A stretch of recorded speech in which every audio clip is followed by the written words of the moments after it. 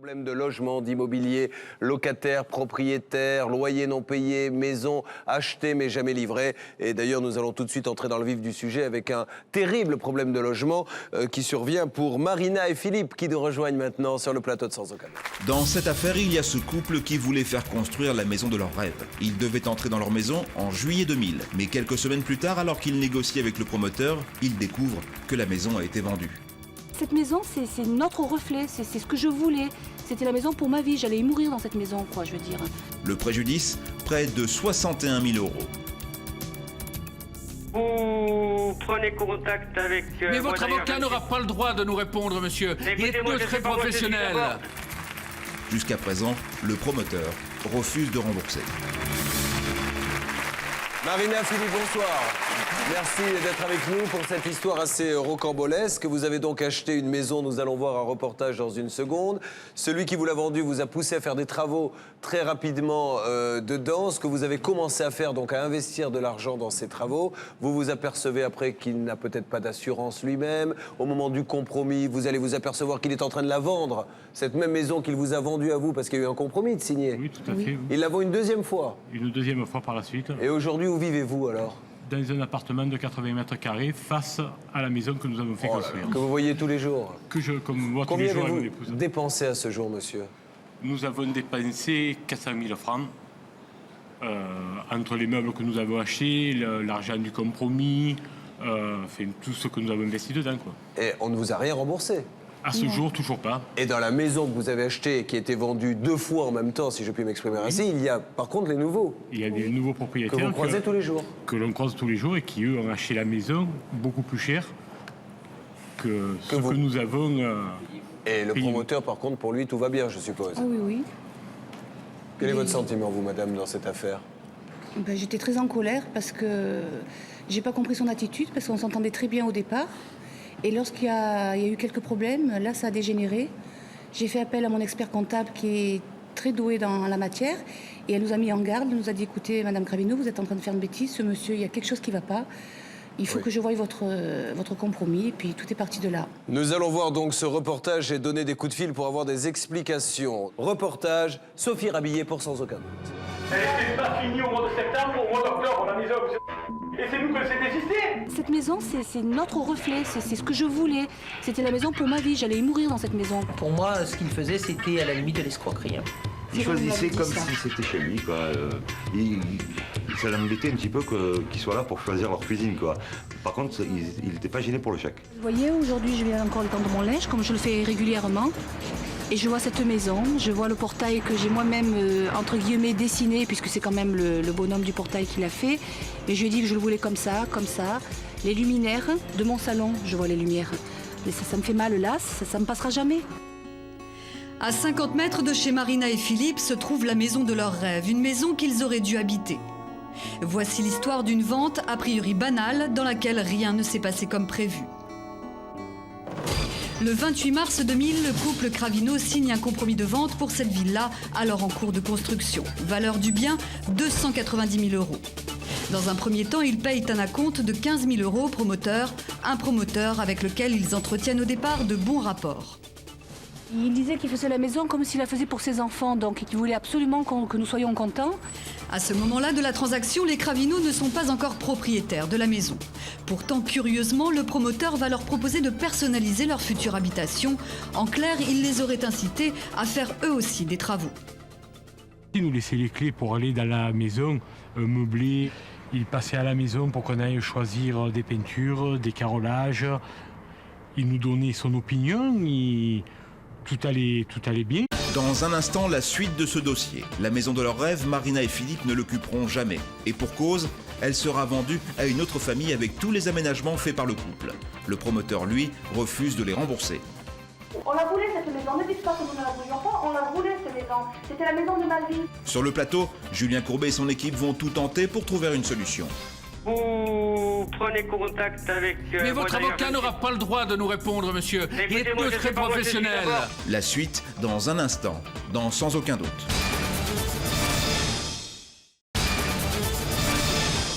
Il y a quelques instants, nous vous racontions l'histoire de Marina et Philippe. En l'an 2000, ils décident de faire construire la maison de leurs rêves. Ils contactent un promoteur qui leur promet monts et merveilles. Il nous laissait les clés pour aller dans la maison meublée. Il passait à la maison pour qu'on aille choisir des peintures, des carrelages.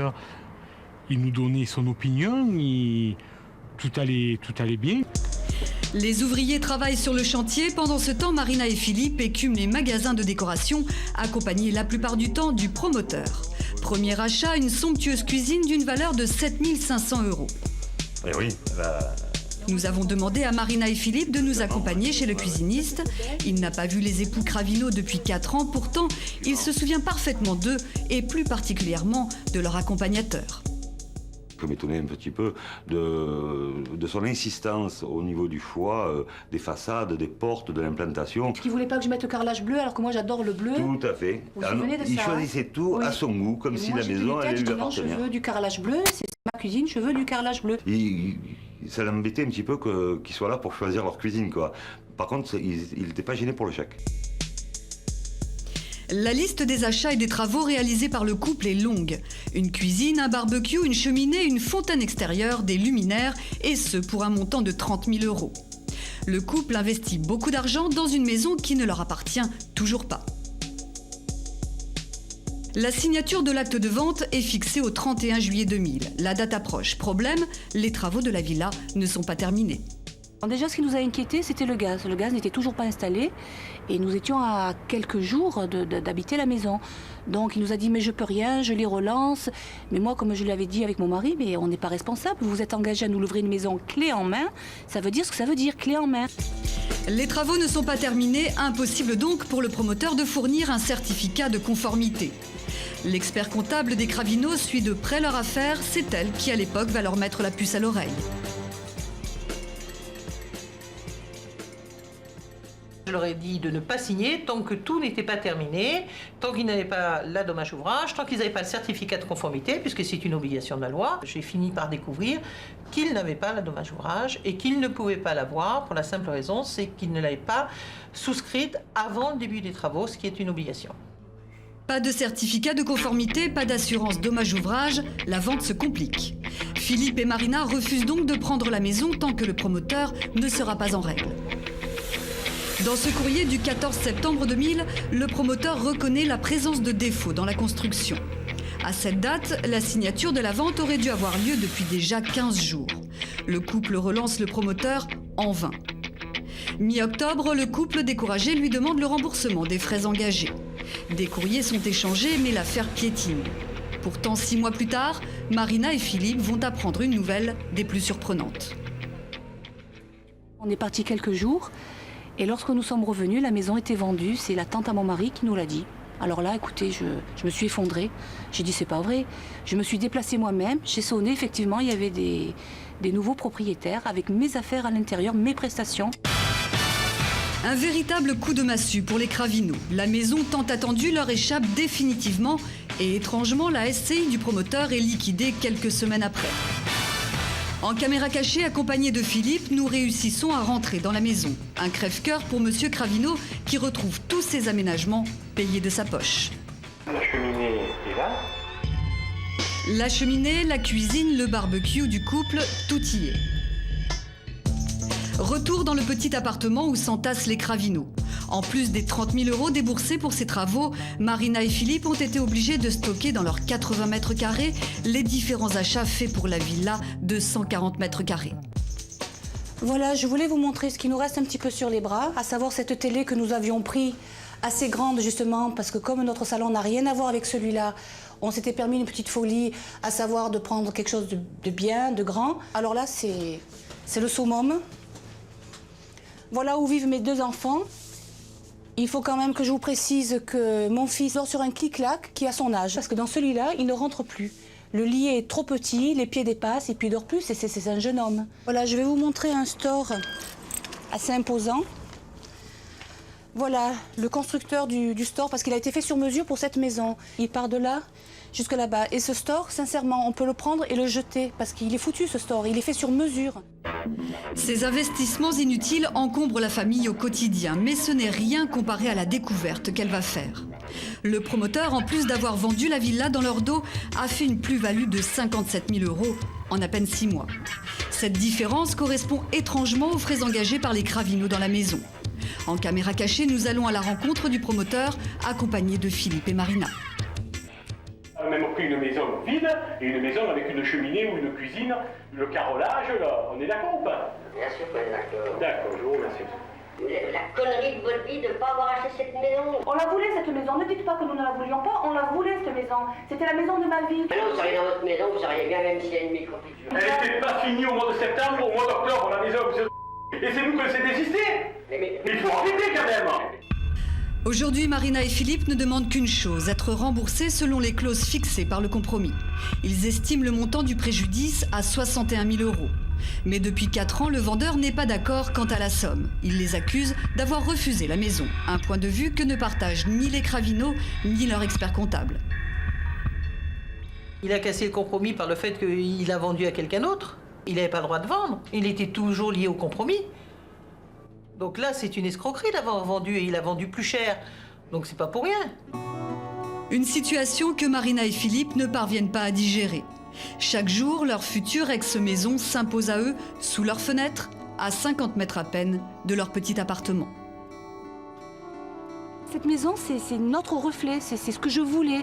C'était la maison pour ma vie, j'allais y mourir dans cette maison, quoi, je veux dire. L'enquête est signée Sophie Rabillet. Incroyable ce que vous venez de voir et ce que nous venons de voir. Donc non seulement aujourd'hui, ces gens-là ont commencé à payer une maison qui a été vendue à quelqu'un d'autre. Donc ils ont en face de chez eux des gens qui habitent dans la maison qu'ils doivent habiter. Mais en plus, ces gens-là profitent du mobilier que vous avez mis à l'intérieur. Je n'ai pas rêvé. Oui, oui. C'est fou, ça. Mais disons qu'ils l'ont acheté malgré... Enfin, ils l'ont acheté dans la maison. Ils n'y sont pour rien, Voilà, attention, ils que les sont choses pour soient rien. bien claires. Les acheteurs, eux, n'y sont pour rien. Mais enfin, là, le promoteur, c'est complètement fou. Et vous... Il s'était étonné de voir la maison si bien décorée. Le promoteur avait dit que cette maison était destinée à son fils. Je vous pose la question à tous les deux aujourd'hui. Qu'est-ce que vous attendez exactement de cette émission? Ben, j'aimerais qu'il nous rende ce qu'il nous doit, nos prestations. Vous les avez chiffrées? Oui, dans les 200 000 francs. Les 100 000 francs de compromis. En tout, il y en a pour 61 000 €, c'est ça? Voilà. Et puis bon, j'ai bien pu comprendre qu'il y avait une clause pénale que lui-même ne serait pas gêné de nous réclamer. D'ailleurs, il l'a dit lorsque nous sommes allés le voir. Plus les frais d'avocat, mais bon, ça, je ne les ai pas encore chiffrés. Que dit cette clause pénale? Simplement, lorsque on signe une promesse de vente, est prévue une clause pénale. Et il est vrai que le vendeur a parfaitement la possibilité d'annuler, mais il existe justement une indemnité d'immobilisation qui fait qu'il doit, en contrepartie, verser l'indemnité prévue. D'accord. Si vous voulez, donc, malheureusement, en l'occurrence, c'est vrai qu'il avait le droit de le faire, mais par contre, il fallait qu'il paye l'indemnité et rembourser les travaux. Et c'est pour ça qu'il a un conseil très important, ne faites pas des travaux à l'occasion d'une promesse de vente. Tant que vous n'êtes pas dedans, tant que vous n'êtes pas pas propriétaire.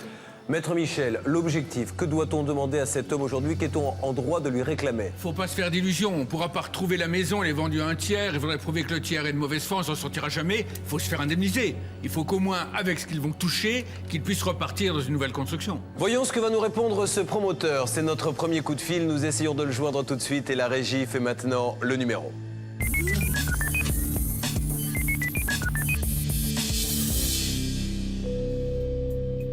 Allô? Oui. Oui, bonjour. Monsieur. Julien Courbet à l'appareil. Ah oui, quel honneur, oui. Écoutez, je suis ravi aussi de vous parler. Julien Courbet explique la raison de son appel et demande à l'entrepreneur des explications sur la situation de nos témoins.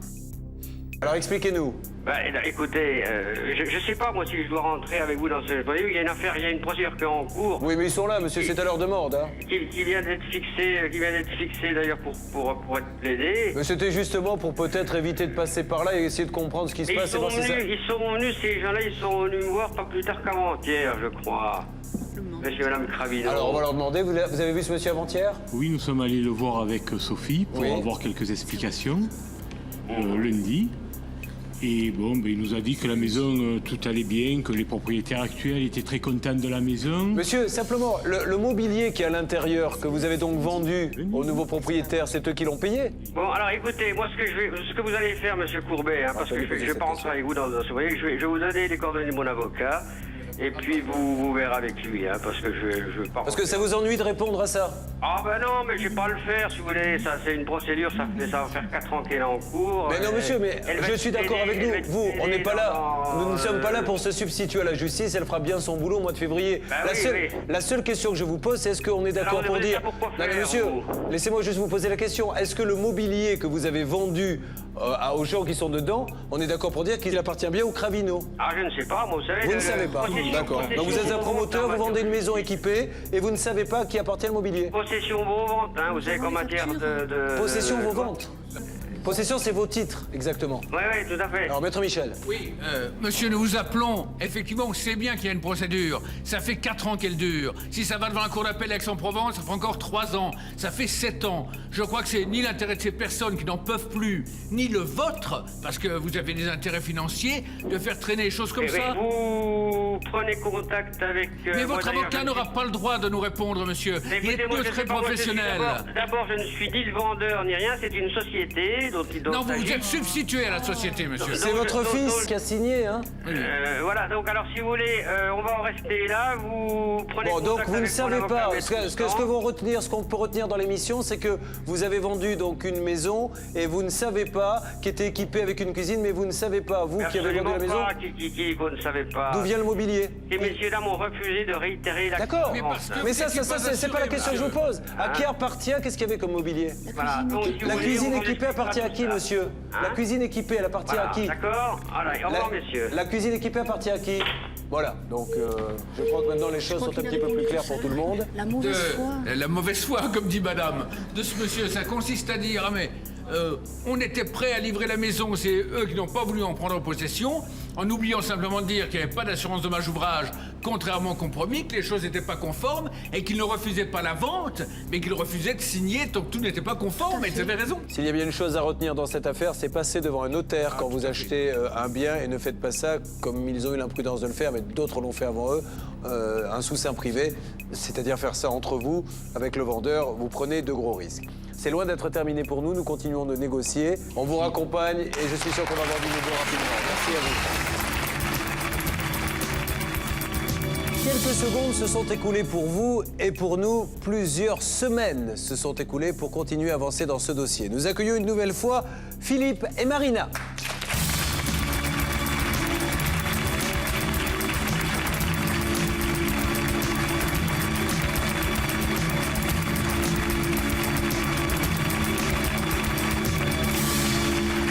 Marina, Philippe, rebonsoir. Merci d'être une nouvelle fois présent sur le plateau de Sans aucun doute dans cette histoire que nous considérons comme étant une histoire de fou. Parce que rentrer comme ça dans une maison, voir ses propres objets et se dire tout ça n'est plus à moi, il a réussi à le vendre à quelqu'un d'autre, c'est quelque chose qui, personnellement, nous avait vraiment stupéfait. Est-ce qu'il y a du nouveau dans cette affaire, monsieur? Oui. Oui, du nouveau satisfaisant. Alors, dites-nous. Le jugement a été rendu et donc monsieur a été condamné à nous reverser la somme que nous avions versée dans la... Soit 38 000 euros.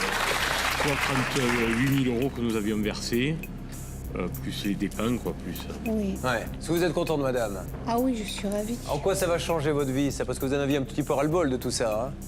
Déjà, on va essayer de construire le plus vite possible parce que je ne peux plus rester là où nous sommes. Et puis ça va m'enlever un gros souci parce que ça me perturbait assez de voir cette maison en face. Est-ce que vous l'avez eu au téléphone, ce monsieur, depuis? Non. Non? Non. Il n'a pas payé encore? Non. L'avocat m'a dit qu'il fallait que d'abord je règle les honoraires et qu'une fois qu'il aura reçu les honoraires, ils me paieront. Donc le jour même, hier, c'est-à-dire j'ai envoyé le chèque. D'accord. Est-ce que ça va couvrir tous vos frais? Essentiellement. Oui, je pense que j'espérais pas tant, quoi. Tout est bien qui finit bien. Voilà, bon. oui. Et alors du coup, les gens qui habitent dans cette maison doivent être rassurés aussi, parce que ils avaient aussi une épée de Damoclès au-dessus de la tête. Hein. Malgré qu'il n'y était pour rien. Bien qu'il n'y soit pour rien. Ils étaient mal à l'aise parce que moi, une fois, elle m'avait dit on est tellement mal à l'aise qu'on avait même pensé revendre. Et voyez, la moralité peut-être aussi dans cette histoire, c'est qu'à un moment donné, nous avions proposé une négociation à ce monsieur. Vous auriez peut-être accepté moins pour vous débarrasser de cette affaire. Le coup de se dire on va en justice quoi qu'il arrive, aujourd'hui, il est perdant. Donc quand on sait qu'on n'est pas vraiment tout blanc dans un dossier, se dire que la justice va le voir. Donc il vaut mieux accepter la négociation.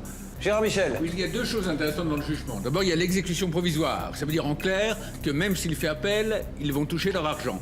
Deuxièmement, vous vous souvenez que la SCI était en liquidation, et ça vous embêtait bien. Mais le tribunal, l'avocat de monsieur et madame a parfaitement fait son travail, et il a obtenu que le tribunal condamne non seulement la société, mais les associés. La SCI, c'est à titre personnel.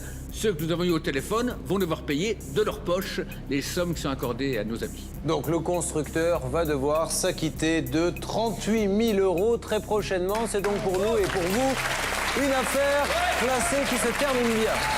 Je suis ravi d'avoir fait votre connaissance. Merci de nous avoir fait confiance. Et soyez prudents sur le prochain achat cette fois-ci. Michel, je ne me fais aucun souci. Je viens vous chercher avant. Ah bon? Bon, on ira la visiter ensemble alors. Merci à tous les deux, on vous raccompagne. Applaudissons très fort Marina et Philippe Cravino. 38 000 €, ils vont les récupérer. Vous vivez la même situation, 0 826 107 109. Si je ne vous avais pas appelé, je ne crois pas que ça aurait avancé aussi vite. Parce que ça faisait quand même 5 ans que ça traînait. Et bizarrement, en 6 mois, ça a été fait.